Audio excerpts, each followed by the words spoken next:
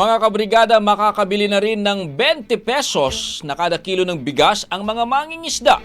Sa September 16 naman sisimulan ang bentahan ng murang bigas para sa mga toda at jeepney drivers.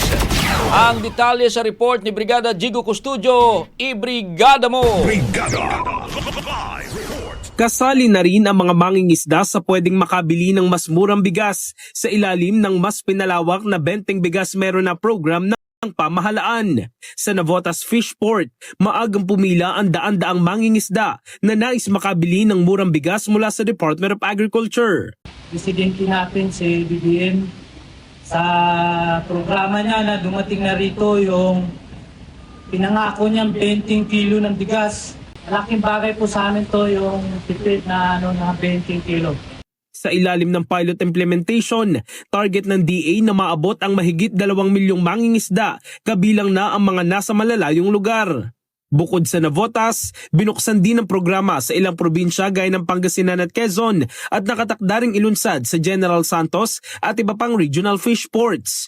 Simula naman sa September 16, isasama na rin ang mga jeepney at tricycle drivers sa makakabili ng 20 pesos na kada kilo ng bigas. Usap ko rin ang ating mabuting sekretary na si Secretary Linz Dizon ng DOTR at Jimayong Dingay na kasama sa usapan. Ang target namin is September 16. Mag-bibenta rin tayo ng 20 bigas sa mga toda. Transport organization. Jeepney drivers. Sisimula ng bentahan sa 5 pilot cities, kabilang dyan ang Navotas, habang tutukuyin pa ng DOTR ang 4 pang lungsod.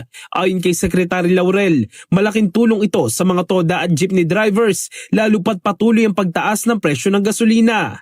Tiniyak naman ng DA na sapat ang supply ng bigas upang masuportahan ang patuloy na pagpapalawak ng programa. Marami tayong bigas, marami tayong stock na palay, marami tayong bigas. In fact nga, mag-auction pa nga tayo, di ba? So, we have enough supply, no problem. In the heart of changing lives, ako si Brigada Jigo Custodio ng 105.1 Brigada News of Manila, the Music News Authority.